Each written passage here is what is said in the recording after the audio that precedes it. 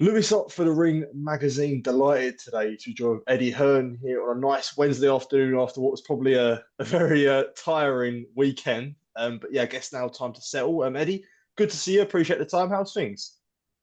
I got to be honest, it's the first time where I was absolutely shattered. Like I pride myself on just being a little bit of an animal with the work and the time zones, and that New York to Saudi back to UK was just brutal. And yeah, it was an amazing experience, an amazing 24 hours, and very thankful for it.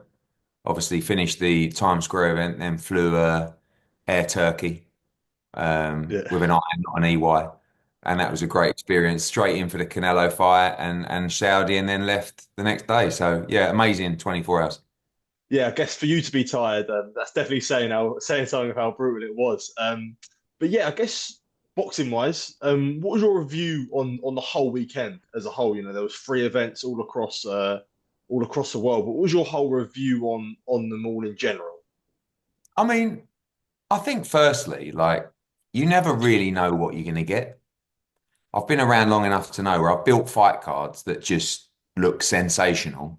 And then you get there on the night and you're like one fight to go and you're thinking, this just hasn't clicked. Do you know what I mean? And I saw Oscar's stuff, like, his comments about these fights. And I agree with him in a sense. I do also think that sometimes fights just don't gel. Um, so when we reflect on the three, Friday night was just incredible. I mean, as a spectacle, it's never been done before. It will never be done again. Like all the eyes of the world, the numbers were great, the media attention was great, the fascination with holding that event in Times Square was got everybody's attention worldwide. The reality is the fights didn't really deliver, and I think there's a few reasons for that. Number one is you have to say to the fighters, you didn't perform. Number two, can you blame the environment? I mean, I spoke to so many media outlets before, and Yeah. I said to them, like, in this environment, it's just like being behind closed doors. It can all pass you by very quickly. And I felt like that kind of happened to Ryan a little bit, where he was like Mm. almost zombified. I know he got dropped early, but you can hear, you got like Richardson Hitchens over there shouting out. You got Shakur over there shouting out. You got Mike Tyson shouting out. You can hear everything. Um, I thought Tio was okay, kind of mixed opinion. Mike Coppinger was on our flight and he was ranting and raving about him. And I was like, Yeah. I don't know if I really feel that way. I mean, look, Barboza's a good fighter and Tio won a pretty competitive fight. Devin, I think it's going to be difficult for Devin coming off that Ryan Garcia experience. You could see that his confidence was extremely low. He was very gun shy early. Um, when he did hold his feet a little bit, he was hurting Ramirez repeatedly, but he just didn't do it often enough. He fought, 95% of the fight on the back foot and moved quickly as well. That was it. And people say he looks scared. I'm not sure he looks, I don't believe fighters are scared, but I do think he was, it's the demons. Like whether he wants to admit it or not, that is the reality. He got a shellacking in his last fight. We know it was ruled a no contest, but he was unbelievably brave in that fight. And physically, I think that has an effect on you. And I think that he needed that fight to settle down. And Ryan Garcia against Rolly Romero was just, I actually couldn't believe what I was watching. I mean, Mm. I've never really seen what is supposed to be a high level fight like that just completely pass someone by.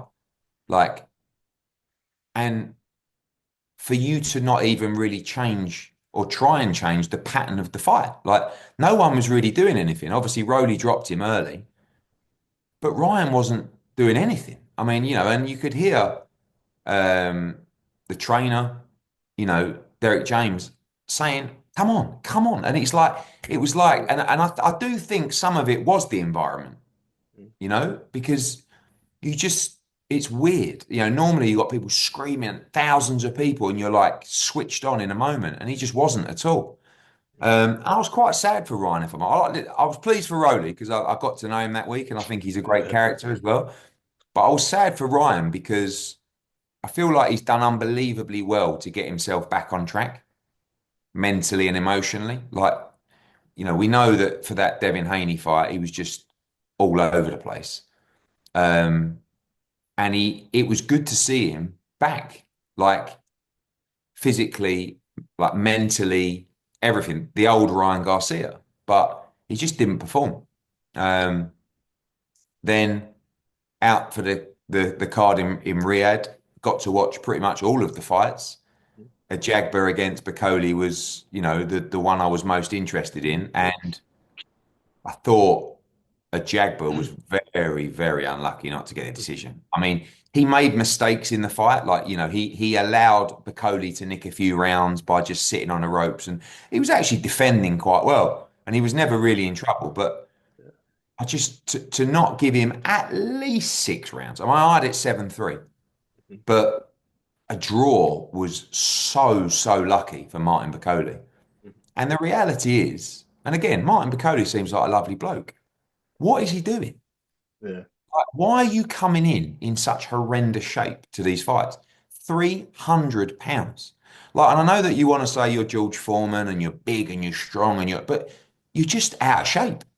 That's the reality. And he's not able to work. It was only a 10-round fight. Yeah. And I thought Jagba was very unlucky Oh, not to get the decision, yeah, I mean, I spoke to Billy Nelson after. He said, look, the changes that he's going to make this time, he's going to bring in a nutritionist and an S&C coach. Do you think that's concerning that Bacole's, I mean, like, not in the But great like, stretch, how it's can pretty you, obvious, you but know, like, bring how in is a it taking this long? nutritionist? I mean, bringing in a nutritionist is something you should do from your professional debut. Mm. Hmm. Like, I don't Yeah. actually know a fighter that we represent that isn't working with a nutritionist. You got a guy, he's like top 5 heavyweight in the world.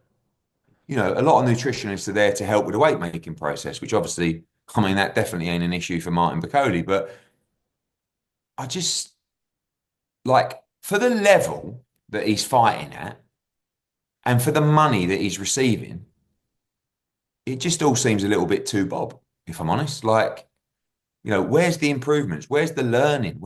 This is something that's happened. I mean, he should have lost on Saturday night. And when he lost, he would have been in a really poor position. He's still in a poor position because it weren't a great fight, and I'm not sure where the next fight's coming from. But yeah, he's a good fighter, Martin Bakole. But just you're not, if he was fit and in shape, I believe he would have won that fight. You know, Yeah. um, Badu Jack, Michaelian, it was a competitive fight, quite poor level for a world title fight, if I'm honest. Munguia, decent fight with Saras, and then Canelo against Scull, which again, like, where does the blame lie? That's You know, that's what I was going to ask you. yeah, I mean,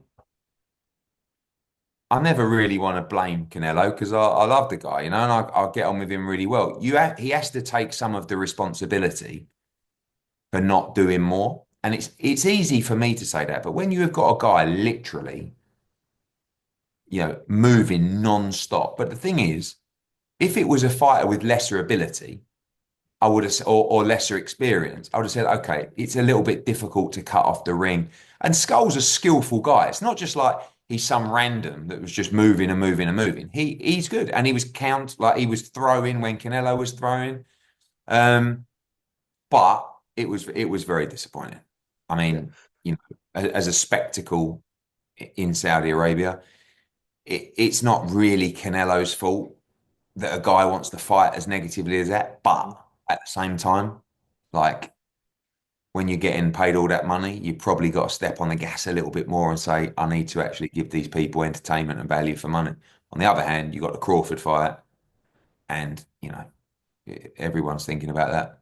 Does that performance from Canelo on Sunday morning make a Crawford fight that little bit more interesting, do you think? Because people have got their I question think marks it's about always Canelo now. interesting. I mean, look, you're Yeah. talking about two pound for pound greats. I mean, generational great is a strong word. I was actually, I was having some good sort of, I want to say like argumentative banter with Crawford because he was on the plane. And I was basically saying to him that he's unlucky that he's not had the elite opposition that could necessarily make him a generational great. And he is a generational great talent, if that makes sense. Yeah. Like you look at Canelo's resume, I mean, it is unbelievable. Like I think. But Crawford hasn't really had the fights. Like when you look back, like I said to him, who's your best win? And he said, Ricky Burns. Right now, Ricky Burns, well, I mean, we use a freeweight world champion, he's one of my fighters, but with all due respect, Ricky Burns was a great champion, but where's the pound for pound wins? Mhm. And really, I said to him, Errol Spence was damaged goods going into that. And he kind of acknowledged that. Do you know what I mean? This Yeah. is the fight that will make Terence great, right? And I've got to say, after the other night, I give him every chance in the fight. I really do. I think size is going to be a problem. Mm. Is Canelo getting old? Like I don't know. How much is he still? I mean, the one thing that's so admirable about Canelo Alvarez is that he keeps competing and he keeps having these training camps and he's still got that fire in his belly. Is that the case, or are you telling yourself that? Mm. Do you know what I mean? I think for the Crawford fight, he'll really get himself up for that fight. I just think the movement is going to cause him a lot of problems. And if I'm honest, Crawford's got to fight a bit of a boring fight to beat him. And in a way, I mean, he'll engage a lot more than Skull, don't get me wrong. But the way to beat Canelo, I mean, I had the fight quite close, if I'm honest. 115, 113, maybe 116, 112. And that was Skull. Crawford's on another level to that. So it's a great fight. It's a very intriguing fight. I do think the size will be an issue because I don't really think Crawford's a big 154 pounder. And just because you see him head to head, look, I've had many fighters fight Canelo. Yeah.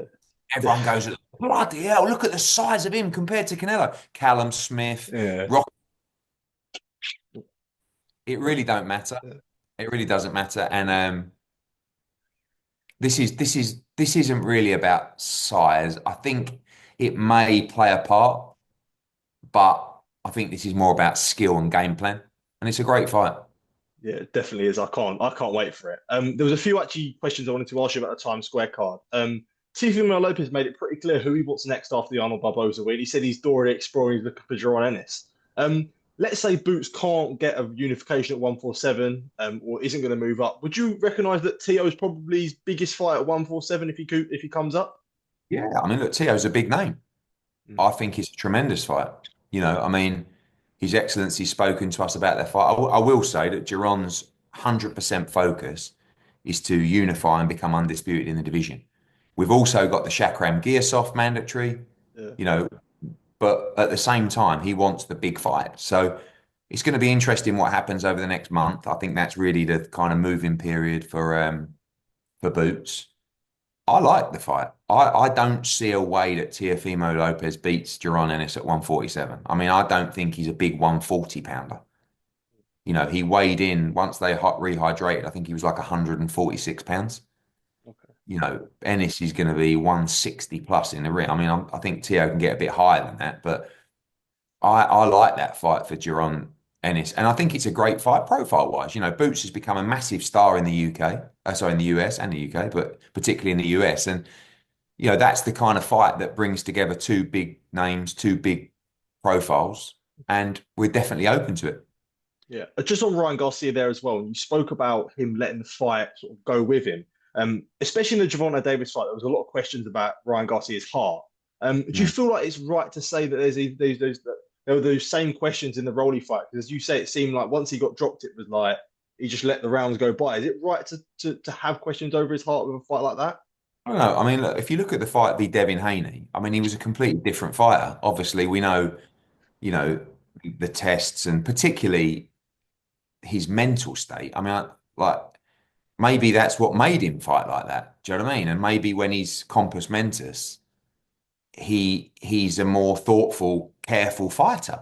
Do you know what I mean? But to be honest, like the knockdown wasn't that big a knockdown. It was a bit of a flash knockdown. I mean, it was kind of like two shots. The first one caught him good, and the next one kind of pushed him over. So he was definitely hurt. But you see him get dropped against Luke Campbell in a similar fashion, pull him back. He does it all the time.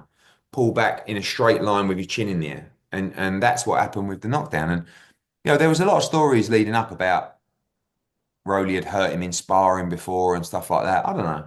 But I thought it was a very poor performance, if I'm honest. And again, I'm really happy for Ryan. I actually messaged him and said, keep your chin up because you're back on track with your life. I mean, the more important thing, and that's bigger than boxing. Like mentally, you're okay. And I think I was worried for him after the Devin Haney fight that he would do something stupid, and he was just behaving so erratically. It's great to see him normal again, and he's got a big future. Don't rule him out yet. But obviously, the Devin Haney fight now is just not. I know there's still talk of doing it, but it's just not the same fight. Mm. And if I'm those two, like the reality is, he's coming off Saturday. Devin didn't look physically or mentally at his best, and Ryan lost. So if I'm those guys, I'm having another fight. I mean, Ryan, I think definitely needs another fight before he goes into Haney because it's not, you can do that fight. It's just half the size of what it was. You know, they both get a decent win. Then you can look to do it in February or something like that. But if I'm those guys, I'm pushing to get out in another fight, you know, similar to that or around that level. Last one from the weekend, which I'm sure you'll be very excited. No, Inoue will be taking on Yeah. MJ Akhmadliev in September. Yeah, after you've been batting on the door for Akhmadaliev I for quite yeah. some time, so yeah, you finally got what you wanted. I feel like we've kind of done our job well because I'm not saying that Inoue's scared of MJ, but the reality is, and this is 100% fact, because otherwise they would have done it ages before. They know it's a really tough fight, right?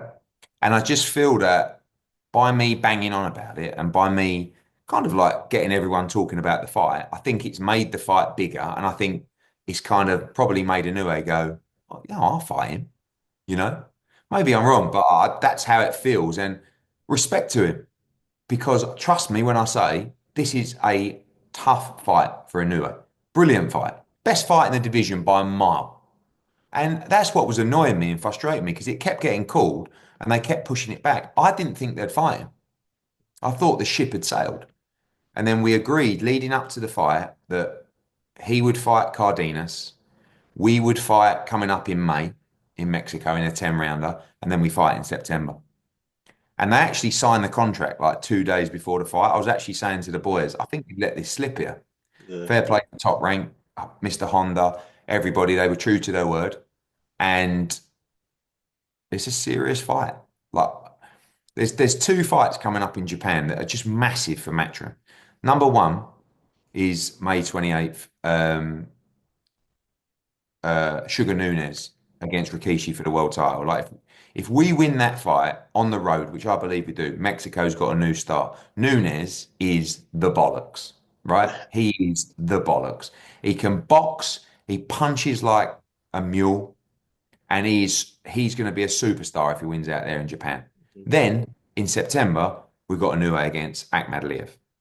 So I'm looking forward to it. I'm going to both. Okay, And sick. Yeah, yeah, I want to, I want to get a couple of wins on the road. But respect to Inoue, great fighter. He's been dropped a couple of times now. Neary dropped him, Cardenas dropped him. I mean, everyone's saying about that fight. Like I haven't watched that fight. It looked really like exciting. But as I understand it, Inoue won every round. He just got dropped in the second or whatever it was. So Akhmadliev, he's a serious puncher and he's got serious skill. That is a brilliant fight. So be ready. We're coming to Japan for the win. Anthony Joshua was ringside on Saturday, and he revealed that he's obviously having elbow surgery. It's sometime in May. He also photos of him today sparring Lawrence Okoli. So I guess where do we lie with this Yeah, injury? I'm Obviously, not he's sure he still was sparring. sparring or that was Oh, just in the okay. gym or whatever it was Okay. doing. But the Yeah. reality is he can't, he's got, I said to him the other day, because fighters don't really like to talk about their injuries. And as you know, he's been injured. And I've said that he needed to rehab for 6 weeks to go back to punching properly. He's gone back to punching properly and it's just not right. And now originally they said we don't need to do any keyhole. Give it 6 weeks, come back. Goes 6 weeks, comes back. It's just still not right. Now they're saying, okay, we're going to have to operate. It's a minor procedure that's going to, it's done in mid-May, I believe, and then he'll be back moving it around almost instantly. So it's just a little bit of cleaning work. It's frustrating because obviously we wanted him to fight midsummer, and now it'll be more like August, September time, probably, Okay. or could be later. The reality is we're probably only going to fight once this year. Mm. So and again, people were moaning that he weren't going to fight in February against Dubois. Yeah. Like we're now in May and he's not fit to punch still. So Mm. like it's frustrating, but we got to get it right because he was in a good mood. I sort of said to him a few things like, I mean, you've got anywhere between 1 and 3 fights left, and he's like, you know, I said something similar, and like "Mm, I said like, do you recognise you have one? And it was like his response was like the same. He was like, I don't know what you're talking yeah. about, Well, mate. he loves it. He loves it, Yeah, and physically, he feels like Don't forget that up until that Dubois fight. It was the second coming of AJ, and he was the best heavyweight in the world, like the most fearful, biggest puncher. Then he doesn't box well, and fair play to Dubois, gets stops, and he's finished. Do you know what I mean? He's like Fury. Fury lost two close decisions to the pound for pound number one. So, he's in decline. No, he didn't box badly in those fights. He just got beat by a very good fighter. So, yeah, I mean, there was some conversation with His Excellency. We're working on a two-fight deal with him, with AJ. Um, we'll see. So for yourself, the idea of Anthony Joshua retiring anytime soon isn't a possibility. Like, you don't think No, he's recognised it. no, definitely not. I mean, he has no intention to retire. Obviously, look, if he suffered another defeat in his next fight, I think that would. And it's kind of all about the camp. It's all about the preparation, how you look, how you feel. And again, that's why I say going into the Dubois fight, he was great. No excuses. Like, it wasn't like, oh, AJ don't look great in sparring. Or Yeah. he was firing. He just performed badly on the night. Got beat by the better man, and on we go. Yeah, Ben Eubank. Where do we lie, I guess, on the rematch? There's a lot that gets said about 160 rehydration clause. For yourself, for September or wherever it may be, when it comes to 160 in a rehydration clause, is there any movement on that? Comes to Look, it. we don't want, we obviously Chris Eubank Jr. brutally is not our problem, right? My focus and my concern is on Conor Benn. Now, I was actually watching a clip back last night from that fight. The size difference in that fight is huge, huge. Like you can tell that Eubank is two divisions bigger than Conor Benn. And what Conor Benn did on that night, honestly, was unbelievable. Now, he ain't going to get all the credit. I think people who know recognize it. But at the same time, everyone will use the narrative of, oh, Eubank came down to weight. Let's just get one thing clear. He didn't come down to weight. He was fighting at his weight, in his weight class. He's the IBO world middleweight champion. His last 5 fights have been at 160. Is he tight at 160? Yeah.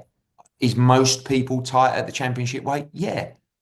But what I want to say, which no one is recognizing, when he came down, when he weighed in the rehydration, right, on the Saturday, he was wearing his clothes and a big Louis Vuitton jacket, one of those rascals that he's got, right? Yeah. He weighed in half a pound under the limit. I would say that his clothes were probably about 2 pounds, Mm. right? Don't tell me he was tight at the hydration because he wasn't at all. He got straight out of bed. He actually overslept. Mm. He got up at like 11 or something, got straight out of bed, put his clothes on, didn't even take his clothes off. Big jacket, everything, half a pound under. So he was at least 2 pound, probably closer to 3 pound under the hydration. Now, 160, yeah, that was tight. I was there. Some people were telling me what happened in the room. They weren't even there. I was there. I saw the whole way and I saw everything. Right. So that's the bigger issue for Eubank, I Mm. think, is the 160. By the way, he would have made the 160 easy if he was on time. Like, Yeah. not easy, sorry, but he would have made the Yeah. 160, right? Yeah. So I don't know what it is. Now, we know what we've signed for, which is the same terms as the first fight. But at the same time, like we don't, it's a dangerous game. It's not just a case of getting an edge and making it unsafe for someone. But we do have to look at Conor Benn. How unsafe is it for Conor Benn to be giving up probably nearly a stone in the ring? Like, look at round 11 and 12 when the size really started to show. It ain't easy for Conor Benn fighting up at 160. So there's got to be some common sense, but there's also got to be an understanding of what we all agreed to. So we shall see. For us, Conor's got so many options right now. I mean, he could fight Ryan Garcia. Devin Haney, Rolly Romero, Boots Ennis, back at his weight class. You know, we like the Eubank fight because I think it's a fight we can win. And also, it's massive. I mean, that fight was huge anyway. You imagine the size of the rematch, like after what people saw on April 26th. Massive. So we'll have to see, but we know what we've signed up for, and we expect that to be delivered. There was a lot of suggestions I see on social media of yourself. I couldn't find a source of where you said it, or if you even said it about Eubank coming down below 160. Yeah, that was Was tongue that in is that cheek. okay? So, Yeah. yeah. What So was the what deal with happened that? Yeah. is I was at the press conference and someone said, "Oh, don't you think it's dangerous? Bringing Eubank down to 160 again? Exactly the same narrative. Mm. Like that's his weight. It's so frustrating." And I said to the guy, can't remember who it was. I said, "How about how dangerous it is for Conor Benn going up 2 divisions to fight a guy much bigger? I think Eubank should come down in weight, Oh, okay. make it Yeah. fairer, something like that." And then, of course, it was away after that. So Yeah. yeah, no, we signed 2 fights on the same terms. So that's what we expect to happen. But look, if medically it's a major problem, then we'll have to renegotiate. I don't know, but that's what was signed up for, and hopefully they're the terms of which is abided by.